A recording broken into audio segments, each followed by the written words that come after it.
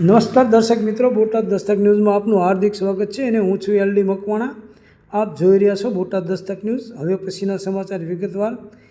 ગઢડાના ST depot પાસે ફિલ્મી દ્રશ્યો સર્જાયા। ફરાર શખ્સોને રોકવા જતાં કાર ચાલકે પોલીસ વાન માથે કાર ચડાવવાનો પ્રયાસ કર્યો।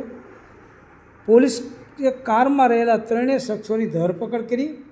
ગઢડાના એસટી ડેપો પાસે ફરાર શખ્સો કાર લઈને પસાર થતાં વોચમાં ઊભેલા ગઢડા પોલીસે કારને રોકવા જતાં કાર ચાલકે પોલીસ વાન સાથે કાર ચડાવીને ભાગવા જતાં પોલીસે ત્રણ શખ્સોને ઝડપી લીધા હતા। પોલીસે કારનો કબજો મેળવી વધુ તપાસ હાથ ધરી છે। આમ મોટી દુર્ઘટના ટળી હતી।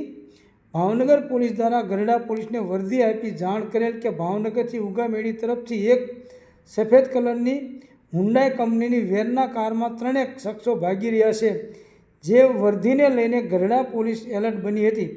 ગઢડા પોલીસ વાન લઈને ઉગામેડી તરફ જતા હતા, તેવામાં ગઢડા ઉગામેડી ગામ વચ્ચે આ કાર પોલીસને સામે મળતા પોલીસ વાનના ચાલક વિક્રમસિંહ ગોલેતરે તાત્કાલિક ગઢડા પોલીસને જાણ કરેલ, જેથી ગઢડા પોલીસે એસટી ડેપો આગળ કોર્ડન કરેલ। ત્યારે કાર ચાલક ગઢડા પહોંચતા પોલીસને જોઈ જતા કાર ચાલકે ફૂલ ઝડપે યુટર્ન મારી ઉગામેડી તરફ ભાગવા જતાં સામેથી પોલીસ વાન આવેલ અને પોલીસે કારને રોકવા જતાં કાર ચાલકે પોલીસ વાન માથે કાર ચડાવવાનો પ્રયાસ કર્યો હતો।